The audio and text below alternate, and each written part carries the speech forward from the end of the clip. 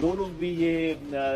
اس میں balancing out کرنا چاہتے ہیں ان کو یہ اندازہ ہوگا کہ اگر ایک ہاتھ خالی ہو گیا اور دوسرا ہاتھ بھرا رہ گیا تو یہ لوگ اسی ہاتھ کو کاٹیں گے. صاحب ایک چیز میں آپ سے سر سمجھنا چاہتا ہوں سر, جو پاکستان کے موجودہ پولیٹیکل کلاس ہے یا پھر جو نیکسس ایپی ڈی ہے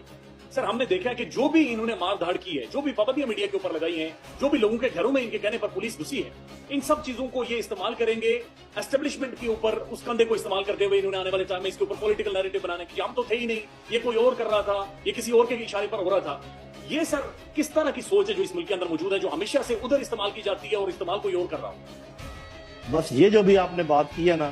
اگر میں یہ کہوں کہ یہ ان کی سمجھ میں آ گئی ہے, جس کی طرف آپ اشارہ کر رہے ہیں, اسٹیبلشمنٹ کو اس بات کی سمجھ آ گئی ہے. کچھ اور لوگوں نے بھی کوشش کی ہے, کوئی ہم نے بھی کوشش کی ہے یہ بتانے کی کہ جس طریقے سے آپ کے سامنے ایک ایگزامپل ہے, بالکل کلیئر گلیئرنگ ایگزامپل, کہ کس طریقے سے پیپلز پارٹی نے نون کو